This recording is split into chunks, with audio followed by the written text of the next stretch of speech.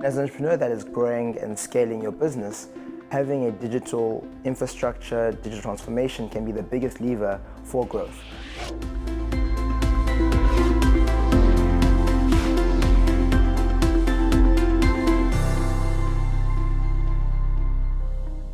My name is Marvin Lubega, co-founder of GoOne, and we help organizations and their people unlock positive potential through love for learning.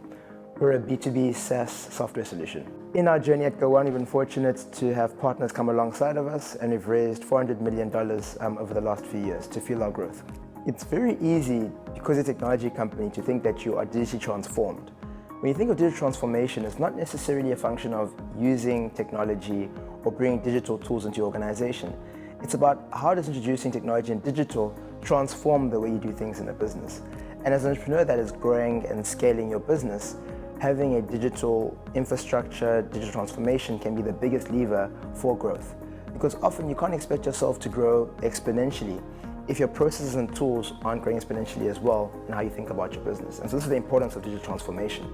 So when you think about digital transformation, there are different ways to think about it. And I think it's important to understand how important is it? It's easy to invest in a system, in an ERP, but do you have the right processes, the right people, and obviously the right solutions to support that? So think about product, people, and processes. And so from a people perspective, in many organizations, you have to ask yourself, what seniority and rank and importance are you placing on your IT people? Is it an IT manager? Is it a CIO? Is there someone on your advisory board or your board itself that has IT skills and has actually transformed businesses in that particular way? Because unless it's a priority, a boardroom priority, you won't be able to transform your business with the adequate support, and that won't filter down throughout your organization. But let's say you've got the support, you've got a CIO, you've got someone on your board with the expertise. You have to ask yourself the question of, what is a digital transformation? What does it mean for me? Where businesses often go wrong, I think about our journey particularly, is seeing it as a digital transformation as opposed to a business transformation exercise. And so why I make the difference is because in many organizations, the current processes you have, yes, you may have SOPs and you have nice processes, but the current processes in your business are often a reflection of the limitations of your current system. So for example, because Excel does this, because this ERP did that, because the first software developer in my company built this particular workflow, this is what it is.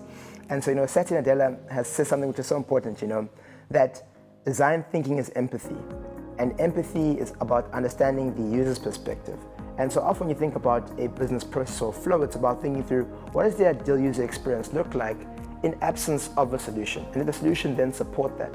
And so often think about the investment not necessarily as in bringing in a software tool, but more so transforming your business. And why business transformation? Because by transforming your business, you unlock the most value from the investment you make in your actual solution or solutions for that particular matter. But let's say you've been able to, now let's go through it, you've been able to get the right people at the right level, a CIO, a board member, you've found the right solution, you've reviewed your processes, and now you've implemented the solution. Often where organizations go wrong is not investing enough in the change management when it comes to actual digital transformation. So think about an instance where you've spent X million on a new solution.